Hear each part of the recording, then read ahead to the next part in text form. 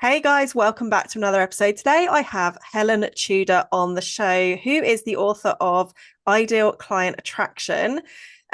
This is something that I know you are all going to really benefit from because at the end of the day, we all run businesses. We all want to attract our ideal aligned clients to us.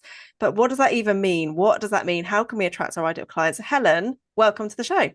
Oh, Jackie, thank you so much for having me. I'm thrilled to bits to be here. And it's really funny because when people say, introduce me and talk about ideal client, I can hear the audience going, oh no, not ideal client work. No one wants to do that. We've all done that. We've already done it. Yeah. I've already done it. I heard someone said, I can't believe she's charging for ideal client work. But it's true. It's not about the ideal client though, which I'm sure we'll dig into. But Yeah. it's I need to do my own work and put a sexy hook on it really, because as soon as I say ideal client, everyone goes, Yeah. I think it's because it's one of those things as entrepreneurs, every course, every program, anything that you've ever done, one of the first things you look at is who's your ideal client?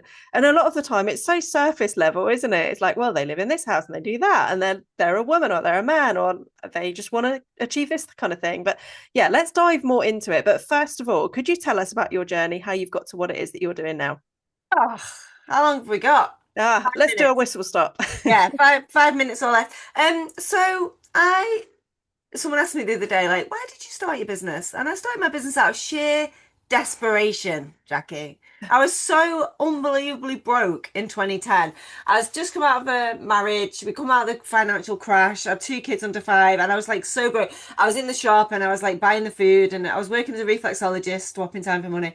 And I just was like so broke. I was in about 90 pounds worth of debt.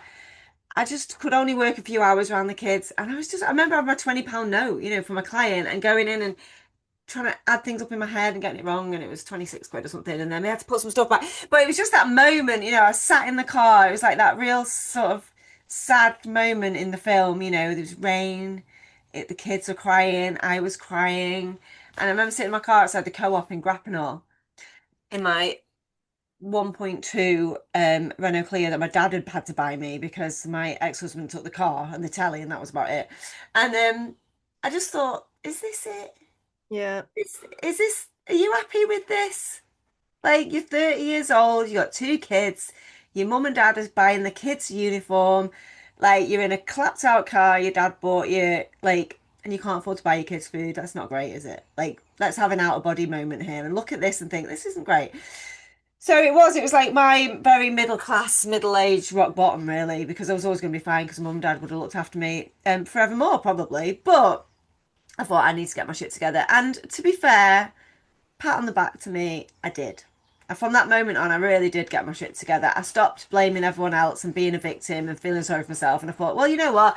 No one's coming to save me, so I'm going to do it myself. So that was really it was my kind of like come to Jesus moment. Literally, actually, I actually got christened at 41. So Oh, maybe, wow. yeah, maybe Jesus did have more of a input than I thought. But anyway, but at that moment, I started doing social media in the old days when it was like teaching people AI now is, you know what I mean? It was like teaching people how to write an email 10 years before. So social media was like hot at that time. And I used to do social media for people, which was hell on earth, but it was great because I started making like 2.5 grand a month. My target was, if I could I remember this because I teach it now, but I remember writing down like, how much money do I actually want to make? Like, and I wrote £2,500 and I looked at that number and I thought, I'm never going to make that amount of money. Do you know what I mean? I was making 40 quid an hour doing here and there um, reflexology. And I just thought, never ever is that going to happen. It wasn't like I saw it and I thought, yes, I can achieve it. I just thought that's no ever going to happen. But I thought, well, if it did, I could sell 10 to 10 people. If I had 10 clients, maybe £250 a month, that's what I used to charge,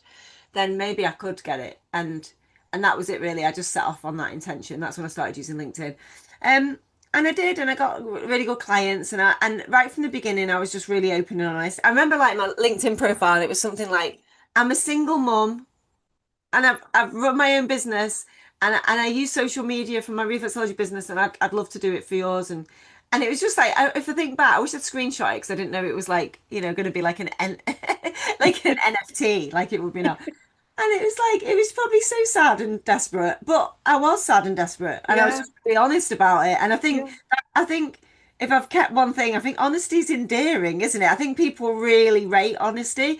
And I sent this message, I sent my profile out to all these people on LinkedIn and asked to connect with them all. And they all obviously read it and was like, oh God, look at this poor weak person undercharging and over delivering. Of course I'll sign up.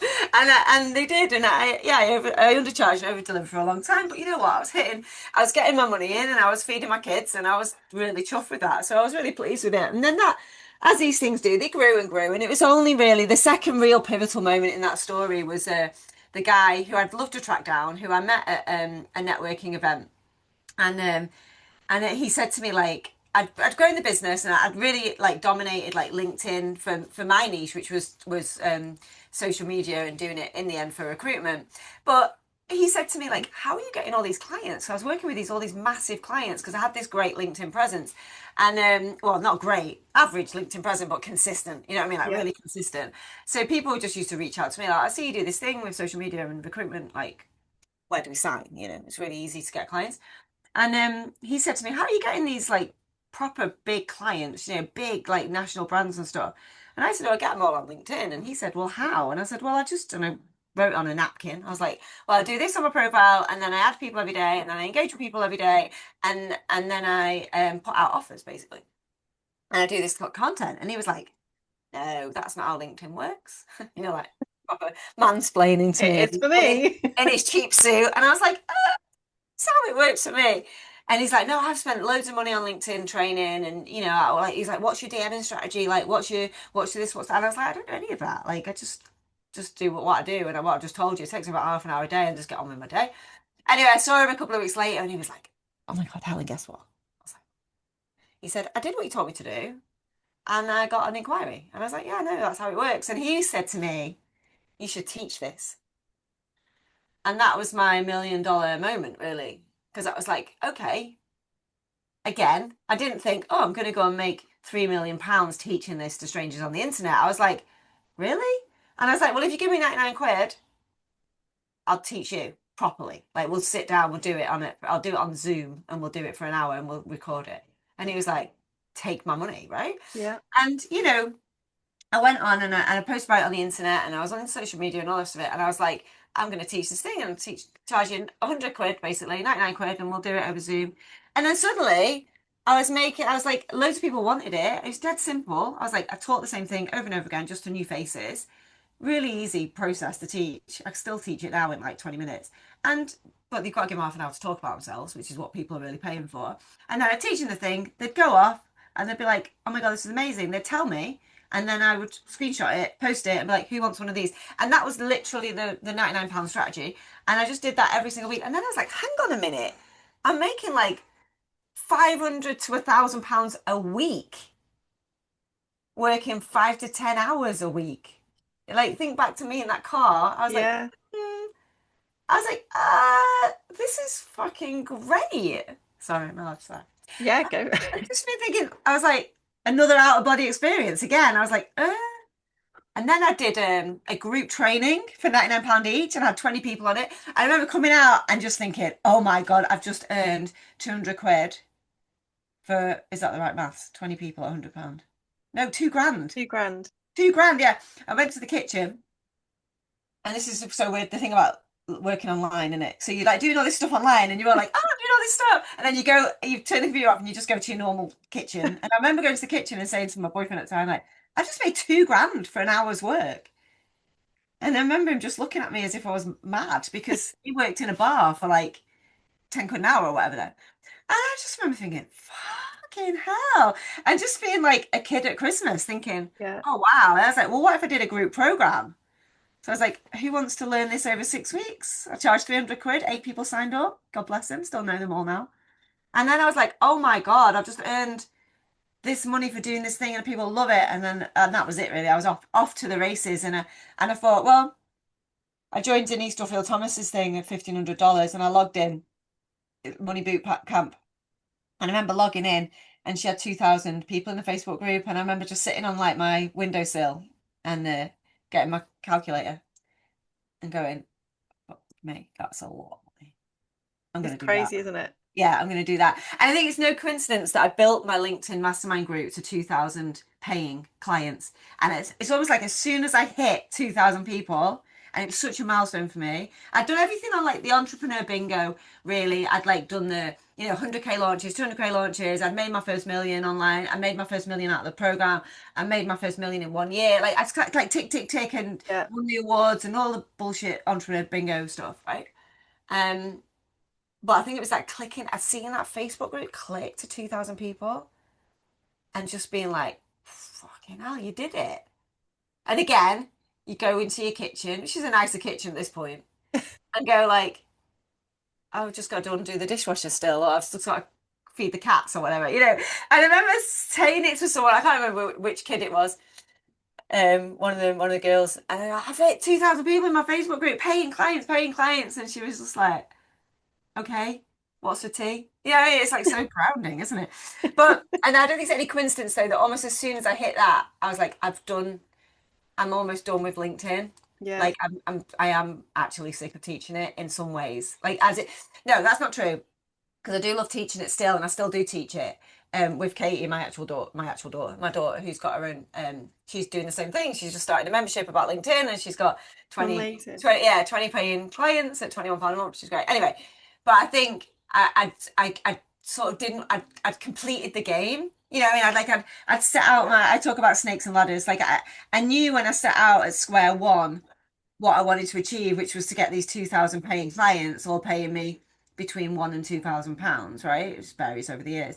And I remember thinking, I've just completed the game. Snakes and ladders, plenty of fucking snakes, right? But there's been fair amount of ladders, right? Like I've had people have helped me and people have, not tried to not help me. And I've had great opportunities and I've had real disastrous things happen to me, like COVID or like, my daughter getting sick and stuff. So like I remember just thinking, I've completed the game. I want to play a new game. You know what I mean? I want a new board. I Yeah. want to do it all again, but I don't want to. I feel like LinkedIn's like been my whole personality for a decade. And being the LinkedIn queen, like, I was just about to say you were the not LinkedIn queen. self-titled. I'm not that much. I am a dickhead, but I'm not that much of a dickhead. But I got called it so much. I started kind of like adopting it a bit because people were saying it so much. But like, I never wanted to be the LinkedIn queen when I grew up. It's like, Yeah. it's not that sexy. And there was just so much more to what I wanted to do, which was through doing the LinkedIn as the hook, I'd worked with thousands and thousands of entrepreneurs, and I just felt like there was bigger problems I wanted to fix.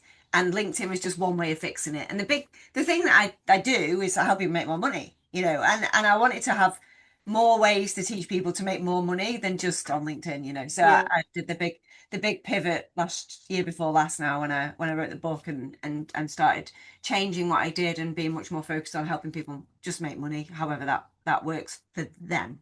Yeah. That's kind of where I'm at now. How did you have that trust to just go for this pivot? Because obviously you'd built your business up to you were the LinkedIn queen. Like everybody knew you for LinkedIn. So to take that, because I know a lot of people get to a point in their business, they're like, this isn't lighting me up anymore. Like I know there's more available to me. I want to be doing something else. And it's that shift of shall I, shan't I? You're like dancing with it, aren't you?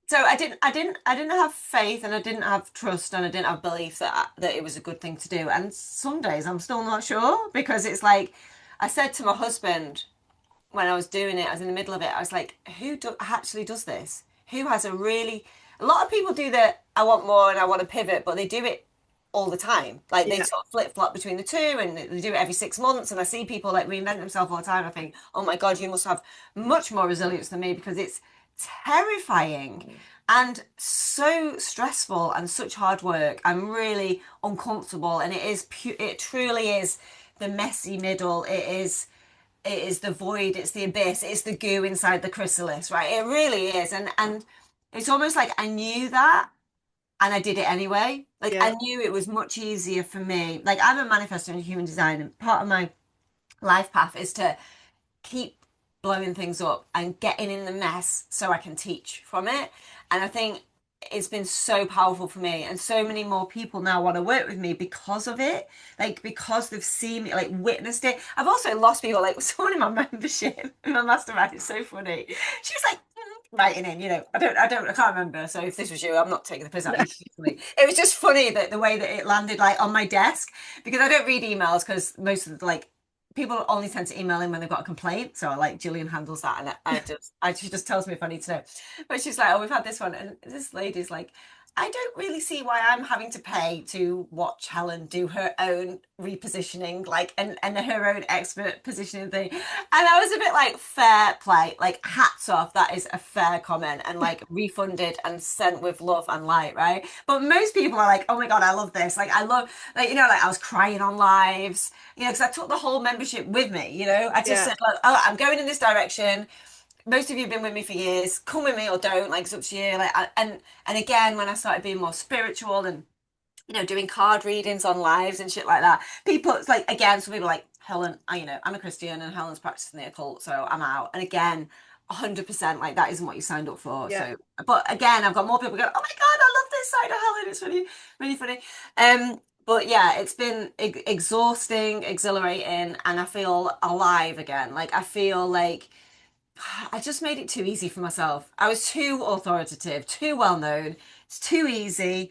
I don't know. I don't know the answer, Jackie, because I'm still in the middle of it. I'm just like, and also a bit like, when you're in that relationship and you've got to get out, but it's kind of comfy and kind of easy and it's not that bad. You know? Yeah. You kind of like, it's not that bad. And then you have like good days and you're like, oh, see, we really get on and this is great. And we've got all this history together and all this of it. And then other days you're like, oh my God, kill me now, like get me out of this. This is awful. But you also know that you're going to have to leave it. You're just kind of delaying it. I think I was probably a bit like that. But I think with women, so most men, when their wives or girlfriends say like, I'm done, they're like, what? Why? Like, I didn't even know, like, there was a problem. This is me reenacting my marriage breakdown. But you know what I mean? I was like, how did you not know there is a problem? Like, we've been so unhappy. Like, do you know what I mean? Like, how did you not realize? But the trouble is, people don't realize because you don't tell anyone and Yeah. you kind of internalize it. And I think it's a bit like that with expert positioning. Once you get to expert authority, where you're just getting paid for being you, basically, you just get paid to exist, which is great. And people want to talk to you. And I remember when I first did when I did the million in 1 year, and I was like adding it up and I ran my zero report and it was like 1,100,000. And I was like, oh, my overarching feeling was people are going to want me on their podcast now. Like, I'm a seven-figure queen, You've made it. I made it. But the truth is, I took home about 200 grand from that year. And so many ways to make 200 grand. They're a lot easier than that. So it is a bit like, I never dismiss revenue numbers because they're really hard to get. And I applaud anyone who gets them, including me. I was like, well done, you.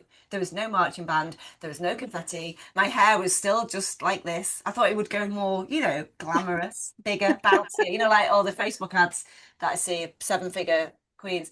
So there was that bit of it, but ultimately, nothing really changed. But it was kind of like exhilarating and disappointing in equal measure. And I think knowing what I know now and like going to the rebuild, and it is a fucking rebuild. It really, really is. I've got to rebuild everything, my positioning, my authority, not my experience that kind of comes with me, but no one knows me for this stuff. So I kind of, Yeah. but that is so, it just ticks all my little dopamine, entrepreneurial, human design boxes of like, look at me go. Like Yeah. my whole like existential kink is I get off on having massive traumatic problems and overcoming them and people witnessing me.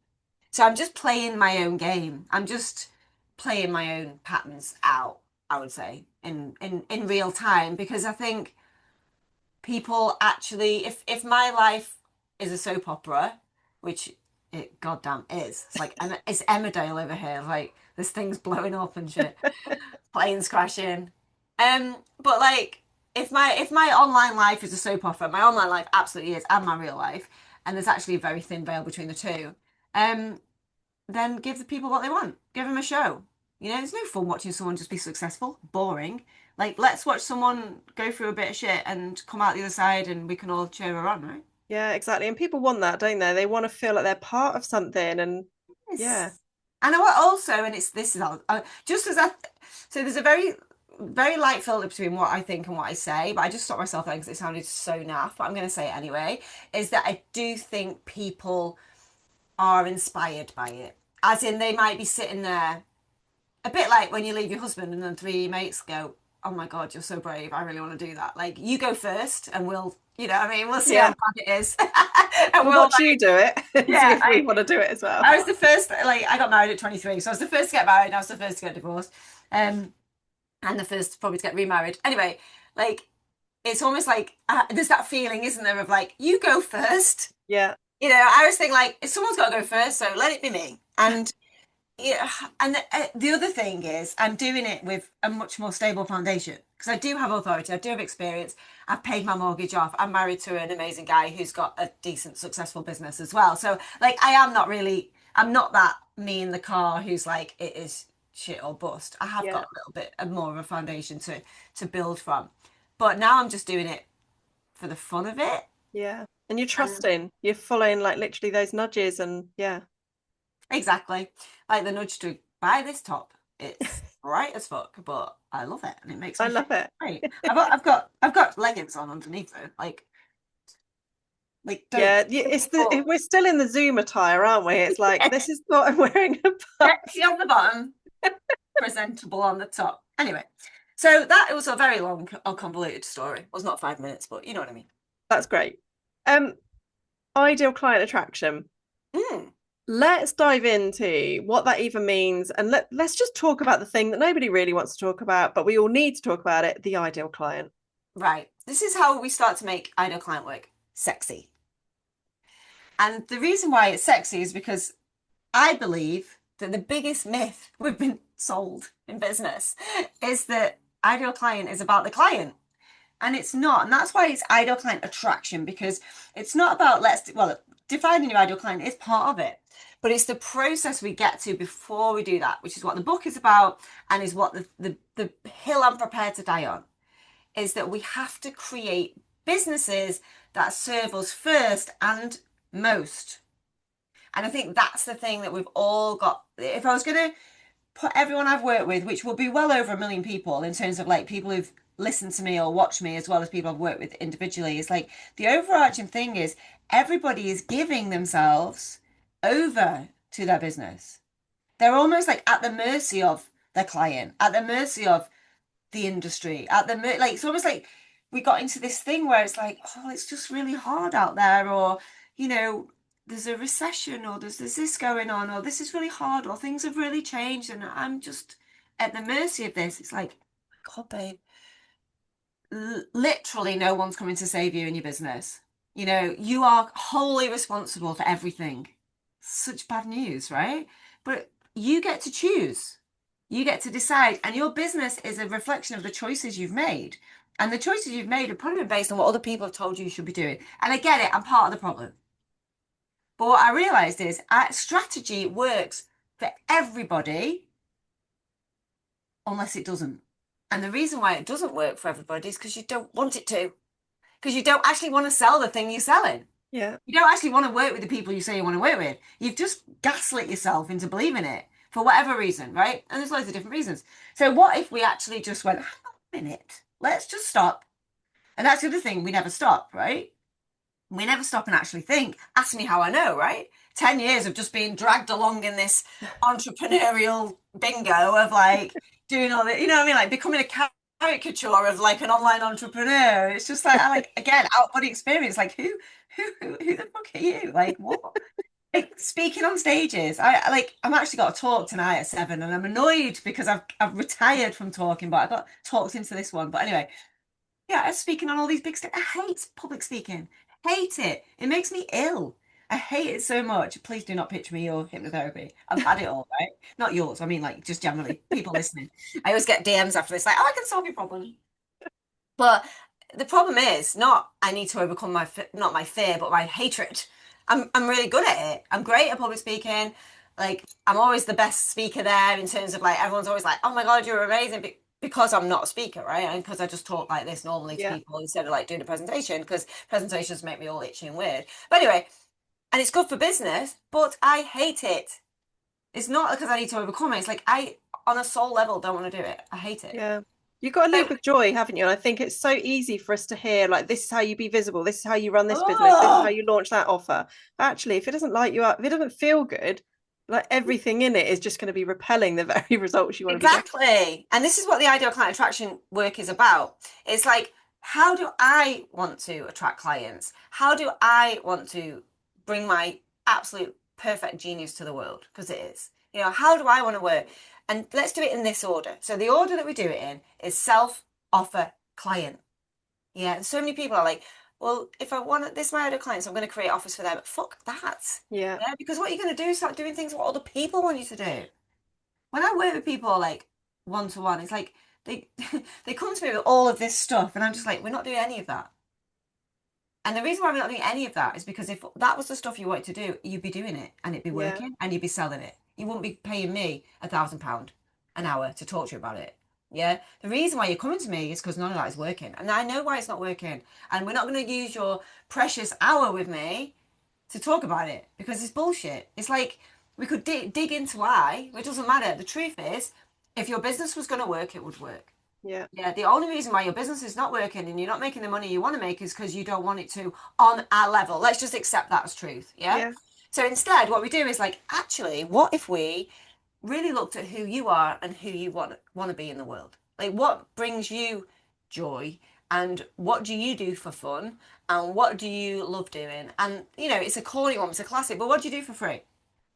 Yeah. Straight example for me. I built my whole business now on WhatsApp. And everyone keeps telling me no one likes busy WhatsApp groups. Well, they fucking do because they Yeah. pay me to be in.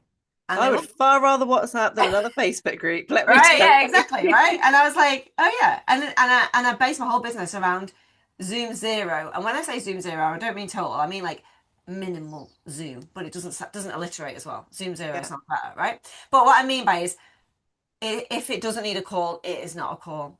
I coach Yeah. via WhatsApp. I talk to people by the telephone. I know.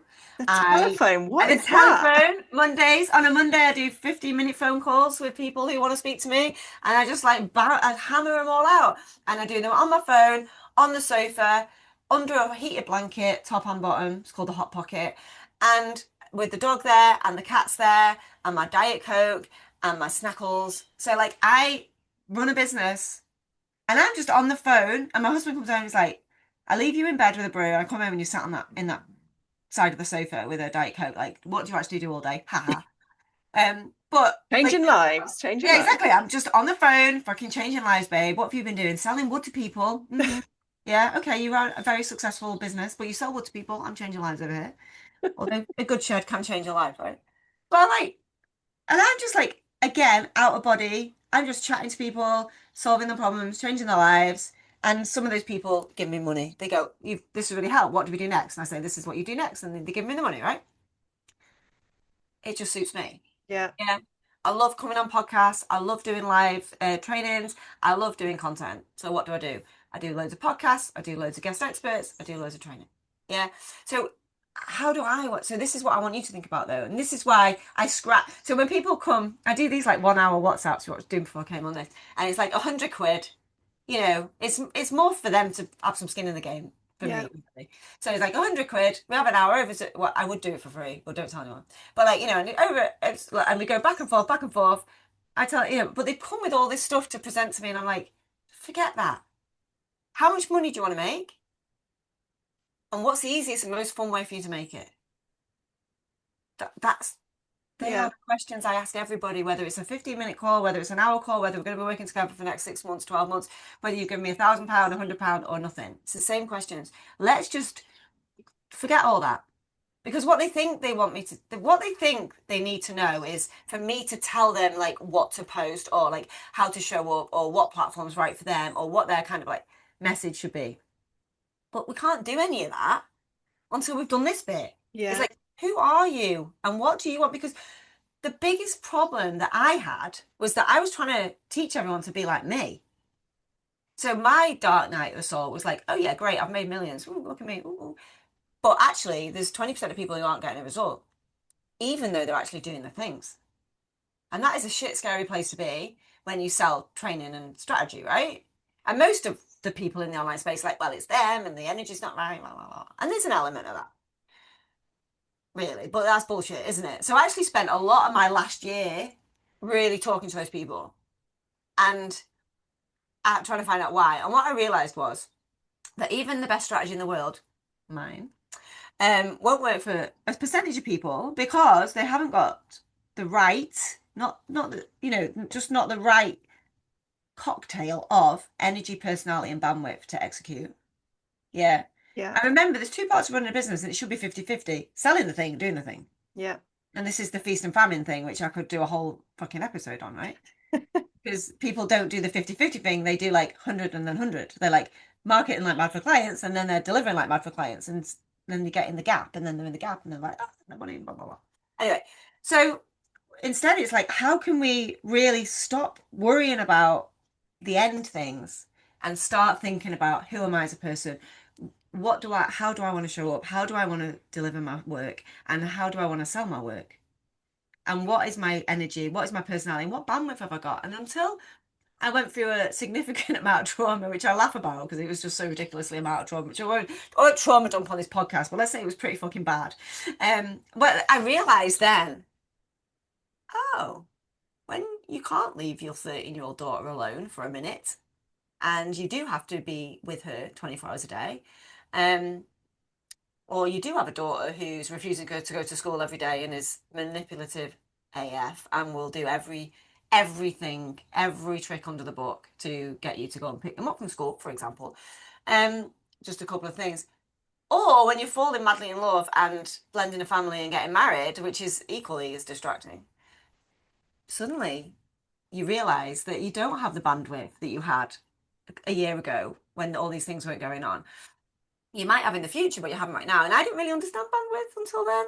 I was very much like, oh, just show up and do it and you'd make time. And there's still an element of that because most people completely overestimate their bandwidth problems, if that makes Yeah. sense. Like, oh, I can't post today because I'm at an event. What? You got to get to the event, you got to be at the event. There's people speaking, they're probably not that good. You can definitely post on social media. Like don't give me that. You go to the toilet, yeah. Anyway, so there's that element, but the energy and the personality bandwidth, you've got to understand that not everyone's the same. And that was my lesson. It was like, Yeah. Helen, you've got to understand not everyone's the same. So really I was trying to teach what I was doing and not everyone's like me and good because the world would be insane. But it just means that it doesn't mean I can't help them. What it means is we need to look at, well, how do we build a business that suits your energy, personality, and bandwidth? Like, how Yeah. do we actually do that? And it's in a way that would be abhorrent to me because I'd be probably bored shitless. But you couldn't do what I do because it's just not your energy, and it's not right or wrong. It's just different. So I do all of my coaching and training and mentoring now is person centric. That sounded wanky, but you know what I mean? It's like, actually, who's the person in front of me and how can I make them a business? Because I can build a business for anybody. I really want to do this thing. The more I talk about it, because I'm a manifester, I keep thinking, oh God, it's going to happen. It's like Tudor tills at Tesco. And I just like, with a film crew, go down every till at Tesco and speak to the person on the till and like, like a sort of like a Wish Temu version of Simon Sinek. Like, how can I help you build a side hustle? How can I help Yeah. you build a business? Like, what would you really want to do with your life if you had a business kind of thing? And just build them a business that suits them, right? Because honestly, I do believe, and this is my ego, my arrogance, is that I can help anybody make money. Yeah. Anybody. But they've got to be open and willing to do the work in terms of like, well, who am I? And I don't just want to follow what that person's doing because it's not going to work for me. So self comes first. Then when we know that, then it becomes offer. And offer's a really interesting one because people get well caught up in this. Honestly, people say to me, I was like, well, you made this so simple. I'm like, no, you're making it complicated. Like so complicated. So offers, so my favorite thing to talk about offers is a FIFO offer. Like, so I believe FIFA offer. FIFO, Okay. Oh, FIFA. I was FIFO, like FIFA. I was like, I'm thinking football. What the hell? FIFO.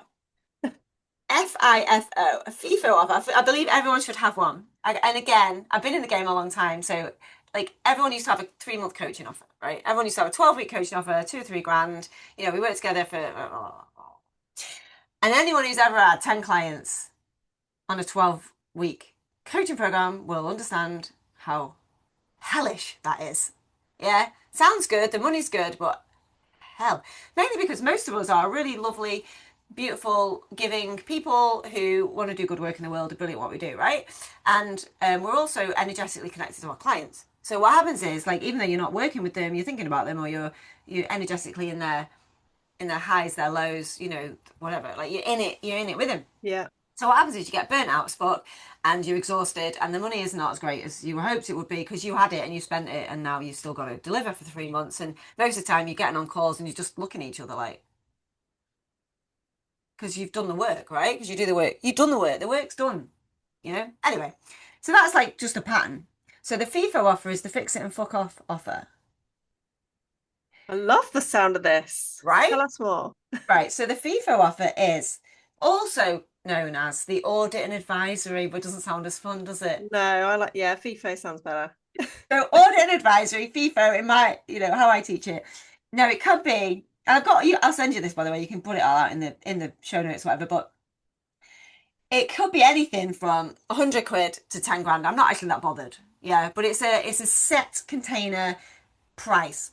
And this is why I'm not bothered how much it is. But the point is, you go in, however that might be. So you can do it in person, you can do it online, you can do it as a call, you can just do it by notes, whatever, right? It doesn't really matter. Again, you go in, you diagnose the problem using all of your skills and expertise and experience and all these things you've seen a million times. Yeah. You diagnose the problem and you tell them what to do about it. Yeah. So it's audit and advisory, fix it, but then you fuck off and you forget they even exist. Yeah. So you can call it. I've just done the lady I was with before. So she's going to do like top table game plan, right? So you give it a sexy hook, right? It's like how to get on the top table in your career without sacrificing your blah blah blah, right? So you give it a sexy hook, as again I'll give you. So you create a sexy hook for this, but it's basically it's right hammer, right nail. It's like I trust myself and I know myself and I'm good enough to fix this problem and fuck off and it'll still change your life. Yeah. Yeah. I don't need to be with you holding your hand for the next 3 months, and nor do I want to. And instead of creating a codependent thing, I'm just gonna tell you what you need to do. Here's Dave. I knew he'd be here at some point. Hello, Dave. He loves me having a very important meeting. In your bed. Um, but you're good enough to just fix it and fuck off. The magic is done. I used to do Reiki, and I used to do a 45-minute, thing.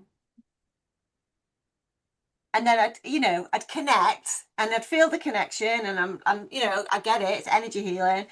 And I'd be like, oof, and all the energy would come through me and it would go to the person and it'd all be exciting in my head, not in theirs, they'd just be lying there. And then it'd be done. And I'd have to stand there for 45 minutes, moving about, looking like I was doing something, but it was already done. The Yeah. healing was done.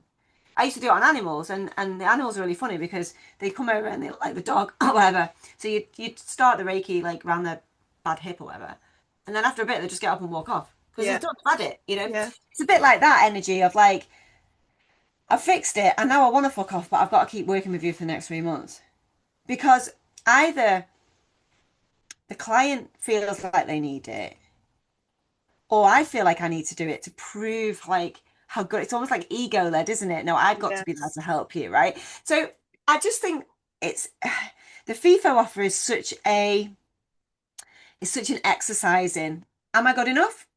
Do I trust myself? Am I brave enough? Do I believe in myself enough? Like, all of those things. And it's like, and I'm always like, can you do it faster? Can you do it in a day, half a day, an hour? This is why I do 15 minutes, right? Because I'm that fucking good, Yeah.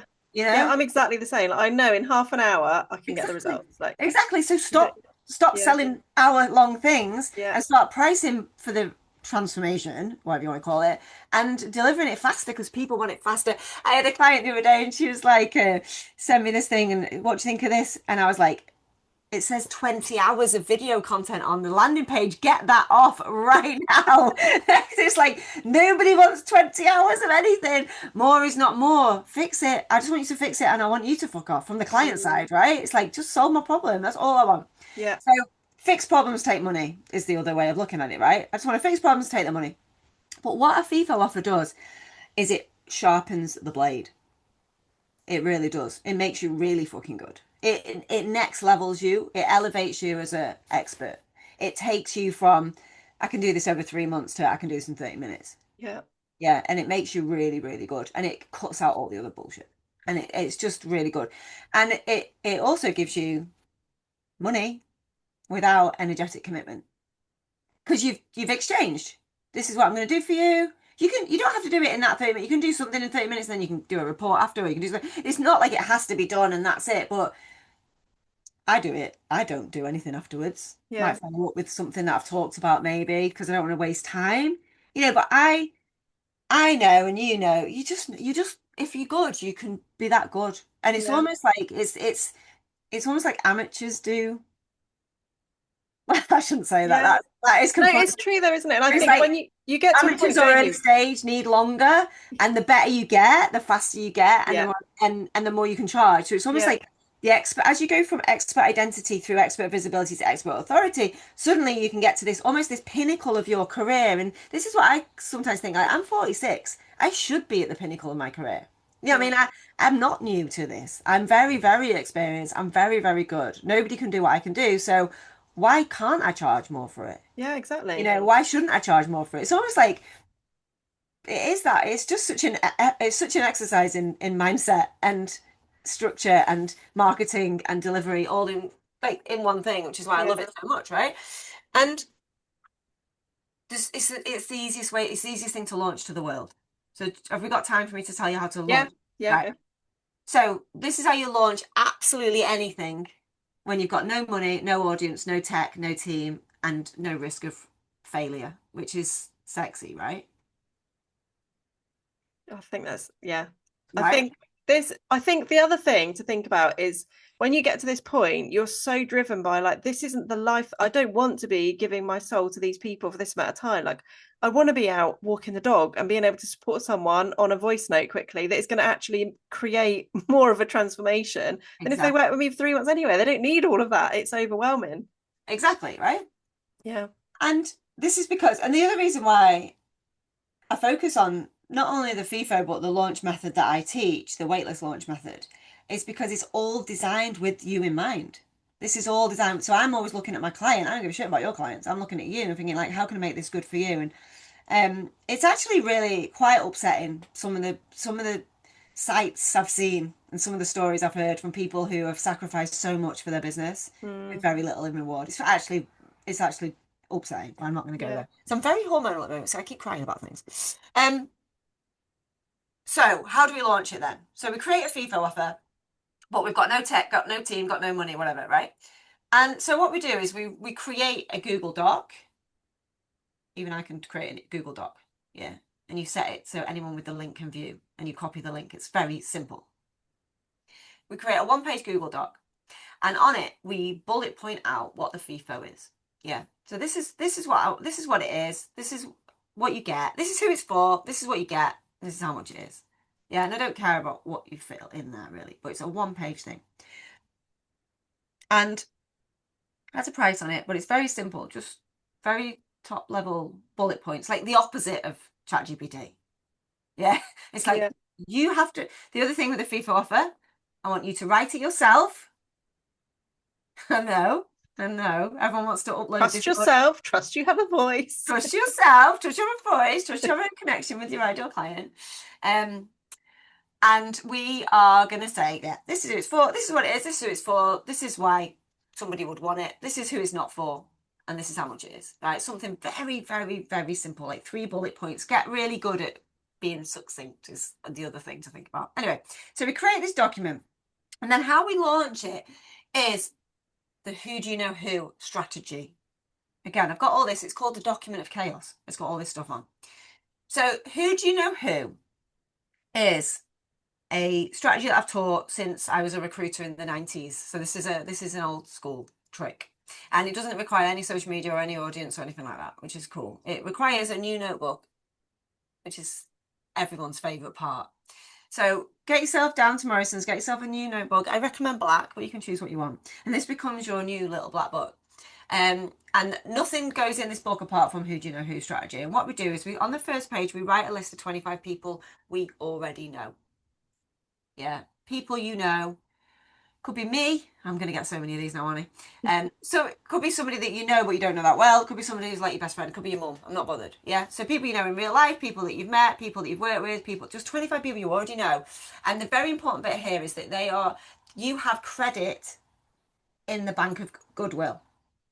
Yeah.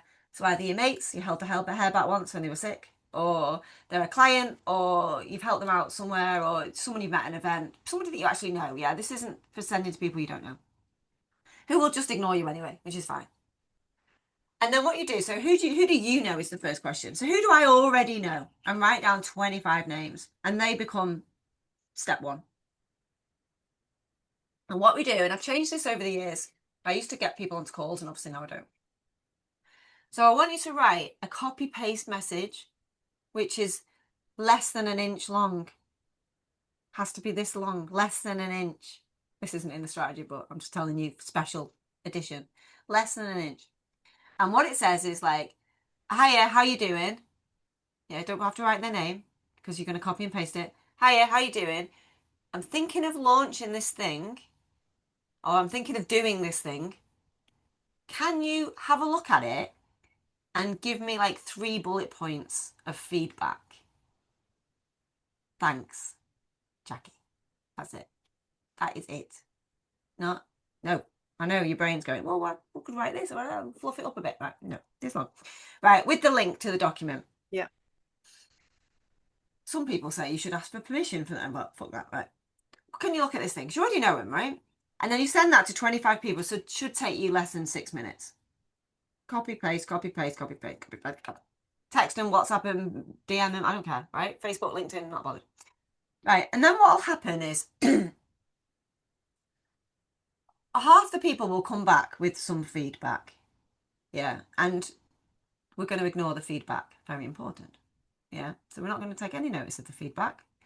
And then half the people will either ignore you or send something totally different back or ask you for a favor or whatever, right? So we should have at least 10 people who come back with some feedback. And what we do is in our book, we write those 10 people onto the next page. And we cross out the others because they're not playing the game for whatever reason. And that's okay. And we don't make that mean anything about us. Yeah. We're just doing it's just a process. It's a process. Yeah. So it goes to the next. So we've got those 10 people and we go back to them and we say, thank you for your feedback, even though we're not taking any notice. And we say, I want to get this in front of people who don't know me. Who do you know who I could send it to? Question mark. Only need like 1 or 2 people would be great. Then they come back. I only need the names. Yeah. Come back with the names. Yeah. Then you approach those people, and most people will give you a name, at least one of somebody that they know. So now we write those names on the next page, and then we message them all with the same thing, but we add so and so said you would look at it, right? Just so they don't think we're a spammer. Yeah. Right. So we use that, and then they come back with their feedback, half of those people, and then we move them to the next page, and we ask those people. I want to get this in front of people who've never even heard of me. Yeah. Who do you know who would give me some feedback? And we repeat and we repeat and repeat. So the idea is we have at least 50 pieces of feedback, 50 names in our book who have responded positively, have given us the feedback. Now, what we do simultaneously is, remember, we've not done anything on social media at this point. This is all happening like in the DMs. So what we want to do is create a wait list. So a Google Sheet, and it says, this is the thing. Yeah, same as you put on the document, really.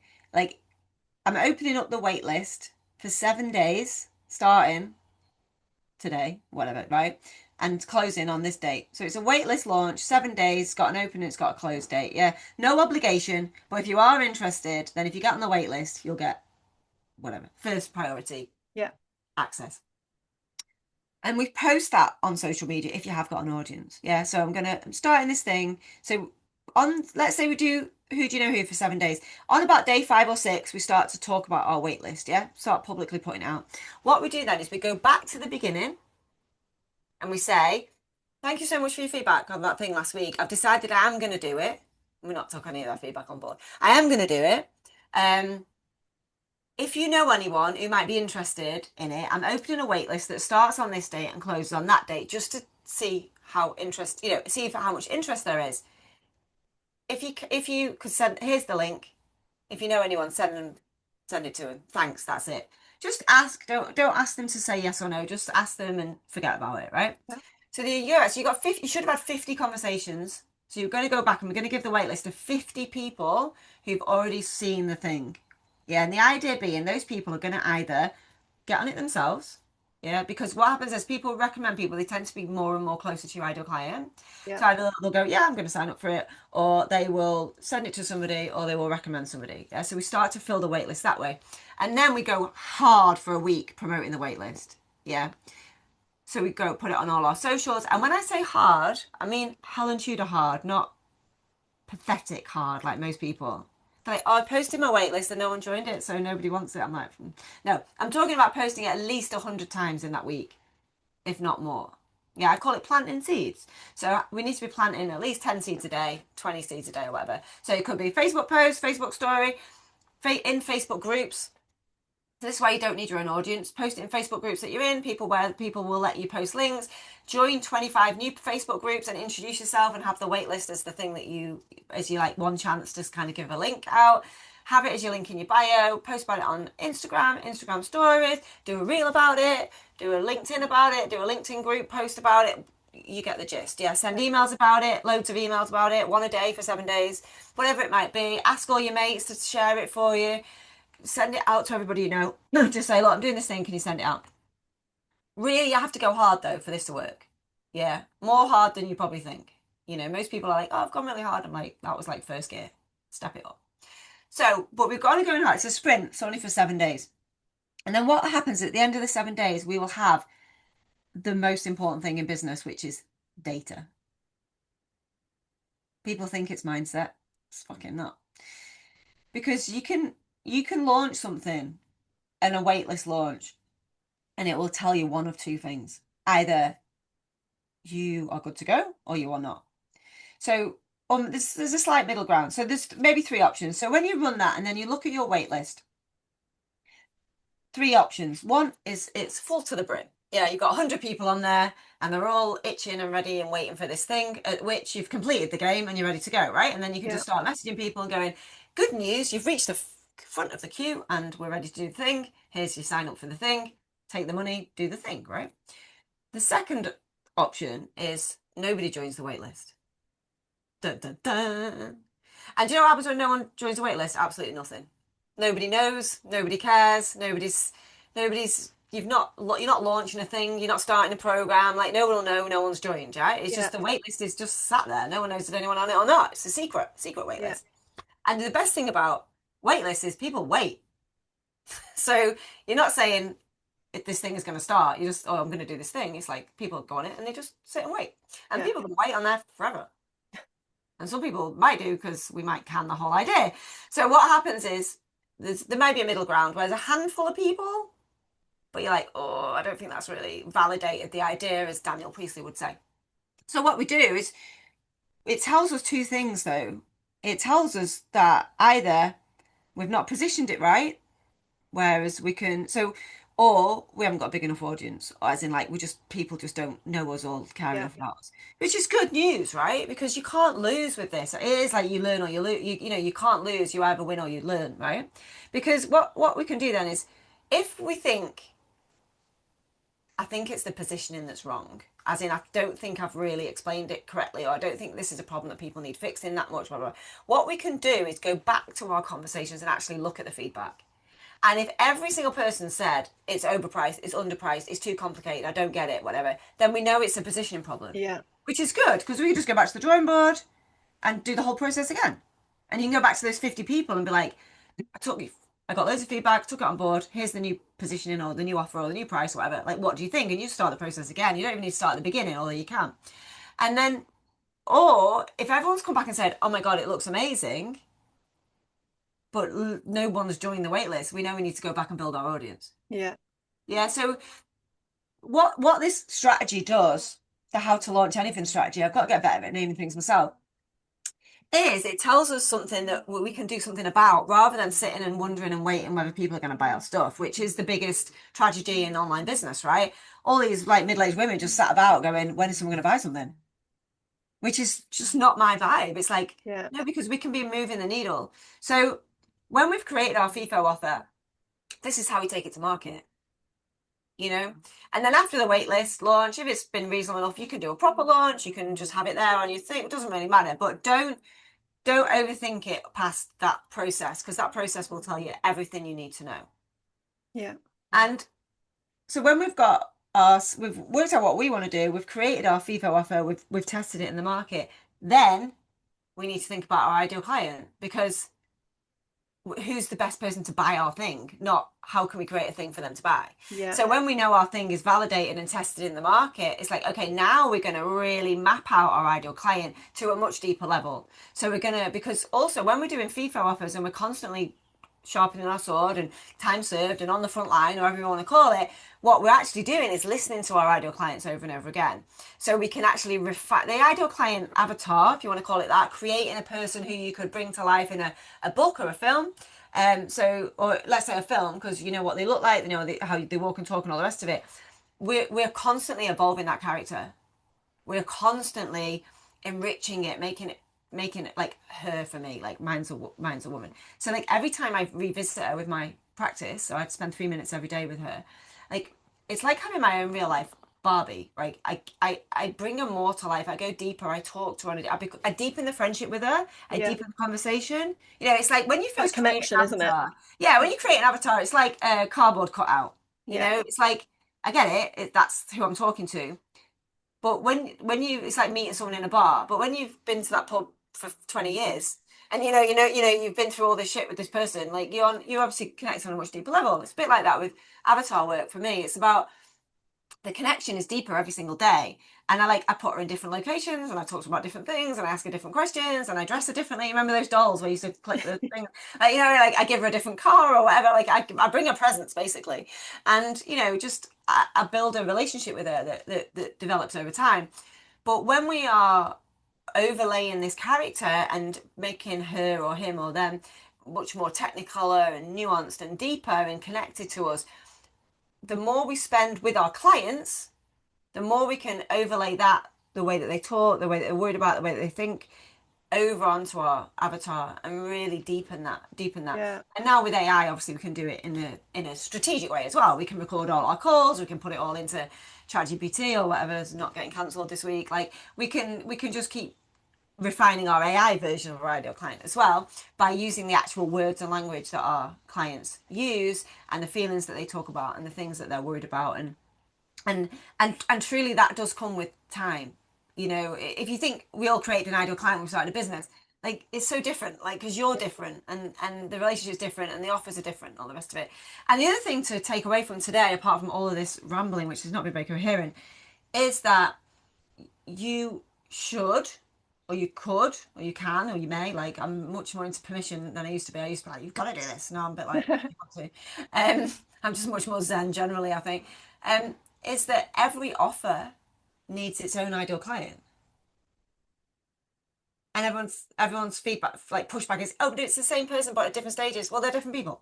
Yeah. Yeah, it's the same person but a different. It's like, well, they're different, so just create different ones. Don't confuse your own self. Like it's like this offers for this person, this offers for this person, and give them a name and give them a Yeah. real person life, right? You know what I mean? So this is my £1,000 thing, and this is for Gemma, and this is my £100 thing, and this is for Emma, and this is my VIP day, and this is for John. Like it doesn't really matter, but create different personas, because each offer. I talk about mapping each offer to client. So each offer has different benefits and different like attraction points, to use my language, to different people. You know, Like a dating site, isn't it? You're creating it these is. profiles, like this is what they want, this is what they're looking It for. is. It's a Yeah. match. It's a love match. It's a really Yeah. good way of talking about it. It's a love match, and one person's nightmare date is someone else's dream date, right? And it's nothing to do with good or bad people. It's just different. And I think it's thinking about it like that, because if you think about like what I do is pretty. I help people make money, right? So I help people make more money. Whether they come to me, so somebody would come to my house for the day, yeah, and pay me 5 grand, get so much out of that that someone else would just fucking hate, or they couldn't do, or they wouldn't want to do. They want to, they want to do something in it because they live in Australia and whatever. I mean, there's just different reasons for different Yeah. people where it's a massive benefit, and it's so individual and personal to the client that you have to create a person to map it so that for everyone who hates virtual stuff, there's someone who only wants to do virtual. So everyone who hates in-person stuff, there's someone who only wants to do in-person stuff. So it's like it's mapping it and making it really attractive to that person, Yeah. and then talking to secrets, the things they're not saying, and being really fucking specific. That's the thing. I think I'm not a copywriter at all, but I do know that the more specific I am, my classic, when you stood at the fridge, in the fridge light eating ham out of the packet, that's when you know you're not doing the thing you're supposed to be doing. Like, the more specific you are. And then people go, oh, well, what if they're vegetarian or whatever, what I mean? It's like it doesn't matter. The point is the specificity is the bit that makes people take notice, because everyone else is talking in general terms because they don't want to exclude anyone. Yeah, but then someone will just be like, oh my god, that's me, but it's cheese. It's not, it doesn't really, like, people really overthink the ideal client and the content piece. It's like, it's just a fun way of talking to your ideal client Yeah. that you can also chop and change. Like, I've got loads of different ideal clients, and Yeah. I can talk to them. I can talk to one of them one day and one of them the other. And if the thing is, what people forget about social media is it's not about you. It's about the person consuming the content. So for every person, when I, like, one of my most famous emails was, "Hi, I'm Helen, and I help brilliant women leave shitty husbands by making them so rich they can say fuck you," right? And obviously that got me my most unsubscribes because people found that very confronting, right?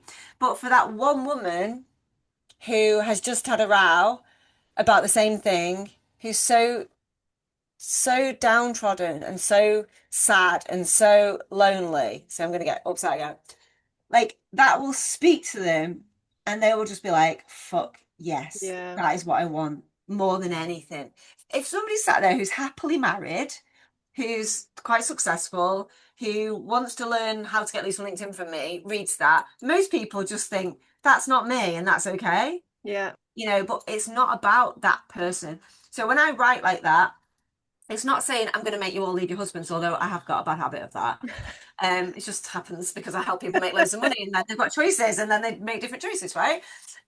It's not that I want everyone to leave their husbands, and that was a lot of the pushback. It was like, oh my god, you're trying to break up homes, and it's like, no, you already know you've got a shitty husband, but you also know you're trapped in your marriage because you can't get out of it. And I'm a Christian, so it's not like, oh, I want to, it's not like, oh, I don't believe in the sanctity of marriage, although I've been divorced. But you know what I mean? It's like, it doesn't, you're making it mean something that is Yeah. not the point. The point is, I create content for one person at a time. Yeah. I write a post for one person at a time. I do a podcast for one person at a time. It's not meant to appeal to everybody. And for everybody who hates something about me, and they send me long emails about it, I don't know who I'm supposed to escalate those to, by the way. If you are going to write a big email in about me to me, there's nowhere for it to go. Like, it just comes to me, and there's nothing I can do about me. Like, it is like, this is my actual personality. But for everybody who sends a long email about, like, let's say drinking. So I'm one of my hooks, if you like, one of the things that makes me stand out is that I do live with wine. I pioneered live with wine early days, not because I'm a strategic genius, just because I was like, you want me to do a live in the evening? Every evening for a week? I was like, oh, that's when I'd normally have a glass of wine. So I'm gonna have a glass of wine. I used to do my lives at 7, now I do them at 5. I've just started drinking earlier. But and I remember Phil Harrison, who's my strategist, he said, I watched you do this is in my free challenges. So I do free 5-day challenges for like thousands, hundreds of thousands of people. I used to have like hundreds of people on the live, and I'd be drinking. So I call it live with wine, and I'd be drinking red wine. But in those days, I had no boundaries and no husband and no one to really think about. So the kids would be in bed, and I'd be drinking my wine, and I'd be just getting smashed, really. And I remember one time thinking, because I never used to stop after an hour. I just used to answer questions non-stop and go off on these tangents. And I remember once seeing myself in the camera and like thinking, you've got that, and you have like Oh blue no. and like grey teeth. And I remember thinking, you should definitely stop now. Like, that's enough. But like, and I'd be in my pajamas and have my hair on my head. And it was all very like, like girl next door kind of vibe, really. Not strategically, it was literally just because that's what I was doing. Yeah. And I remember Phil saying he watched me with his head in his hands. He was like, "What is she doing? She's just this is like brand suicide. Like, what is she doing?" And then he was like, and then I'd look at the comments, and people would just be like so hooked in. They'd just be like, "Oh my god, this is hilarious. This is the most fun I've ever had. You're like a breath of fresh air. Like, oh my god, you're amazing." As well as all the people going, "What the fuck is going on? This is professional." And what he realized is like, actually, people are all going to love or hate it. It's, you Yeah. know what I mean? You've got But to be Marmite, haven't you you? got to be Marmite, you have. And for everyone who's ever emailed in and said, Helen's really unprofessional because she swears and she drinks wine and the dog gets involved. It used to be the kids, now it's the dog. And, my kids would come down and be chatting to everyone and in their pajamas, or, they'd watch my kids grow up.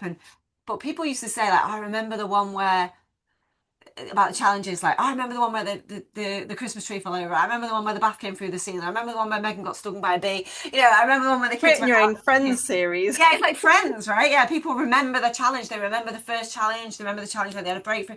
And what they used to say was like, it's because I changed. They changed. Do you know what I mean? Like I devolved, they devolved, and we kind of gone through these things together.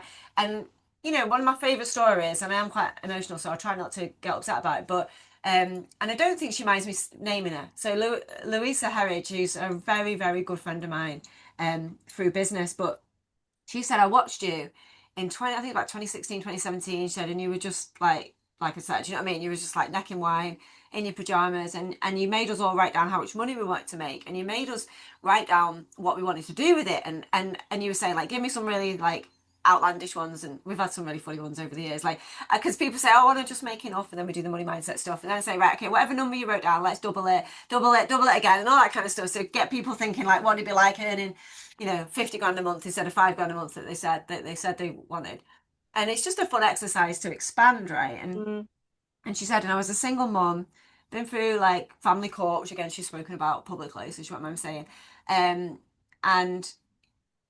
I said I was absolutely on my arse. I was like, I didn't know what's going on. I had no money for anything, blah blah blah. And you told your story, and I was like, yeah, that's where I am. And she didn't. And you asked us to draw the things.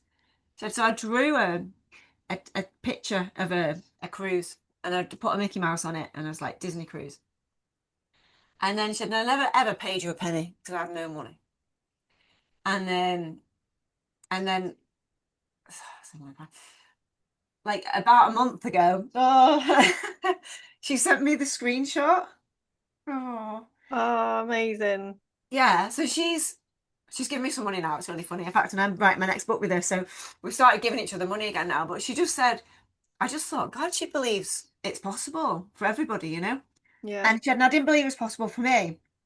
But I just watched you. I watched you go on that journey, and I just kind of came on it with you. And everything you said to do, I kind of did. So I was like, she's worked with loads of other people as well. She's got loads of other mentors. She works with Kerry and people like that. So it's not just me. But she said, I just always thought, well, Helen can do it. I can do it. And I just did everything you said to do. I just did it, and I sold one thing to one person at a time, Yeah. and I like simplified. She's doing a FIFO offer now. She said, everything you tell me to do, I just do it, and it just works.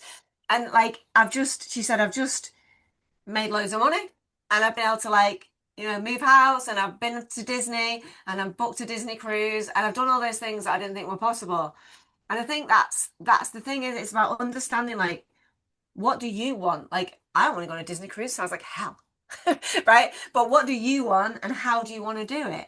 And so for me, like things like the wine, it is Marmite. There's lots of people who don't like it, but there's equally people who love it.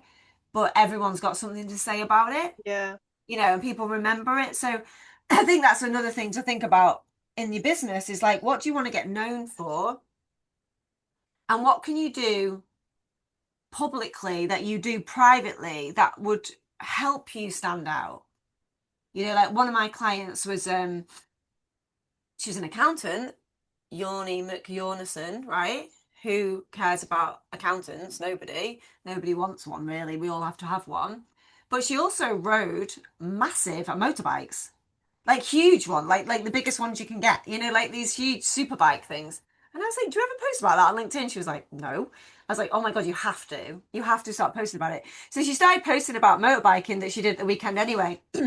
And suddenly people just started really engaging with her content, not about accountancy, about motorbikes. And people get annoyed about that, don't they? People get Yeah. people get mad about it. They're like, Yeah. oh, I post about my business and no one cares, but I post about my dog and everyone cares, right? It's because people Yes. care about dogs, right? People care about dogs and motorbikes and food and hobbies because that's what we do for fun, right? Yeah. So she starts getting all this engagement, and then she starts getting all these clients. And I said to her, how many of your new clients have got motorbikes? She said, all of them. It just, I mean, how many of my clients are pissheads? No, I'm joking. Like not all of them, but it's just it's a It's that personal connection, isn't thing, it? Yeah. isn't it?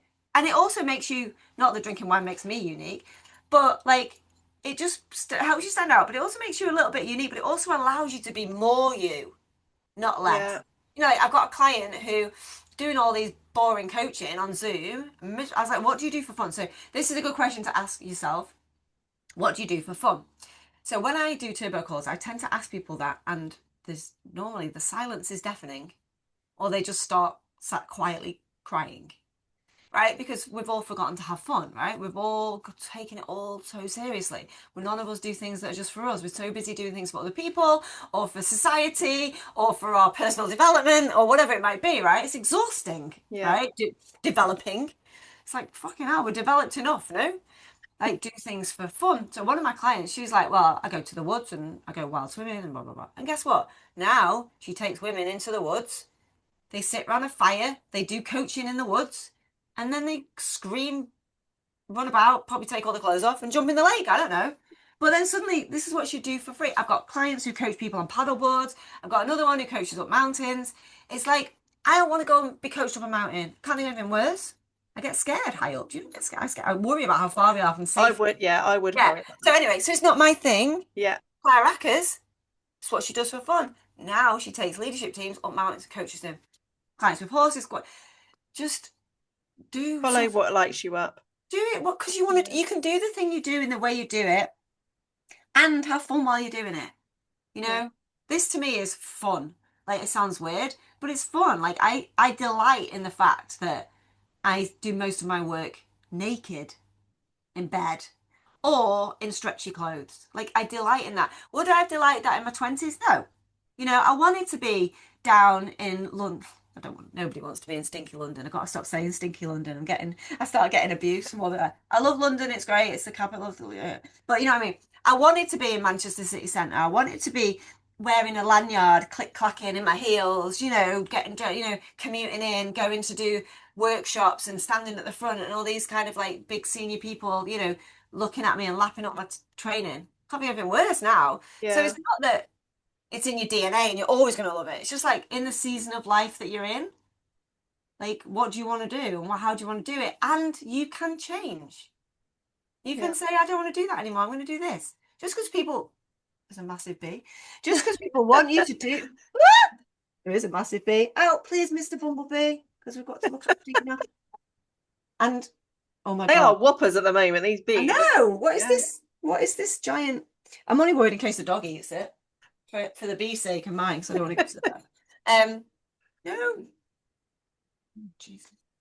See, people are like, I saw that podcast where there was a massive bee. Oh my God, there was a massive spider and it crawled on me while I was talking to one of the girls and she just like froze in shock. No, mate, you've got to go out. Please leave. Um, and then it's been spotted on the kitchen top. It is honestly, it's those. Oh no. But we're all like peace and love, and we don't kill animals. And I don't. Well, none of us kill animals, but so no one will get rid of it, and it'll just have to live with us now. And it's enormous. Oh no. The I kids are hate all it. that happy. I know. Oh. Anyway, Oh, right. Anyway, yeah. so we've got off on a few tangents there, but hopefully it's useful. And you Yeah. know, someone said to me once that you make really complicated things simple, but I do think making money is simple. And I think it does come down to understanding who we are and how we want to show up, creating an offer that suits us first, and then finding people to buy it and doing Yeah. it in order, for Yeah. sure. Definitely. And please, if you listen to this, make sure that you go and grab a copy of Helen's book as well. I will pop the link in the show notes below, Ideal Client Attraction.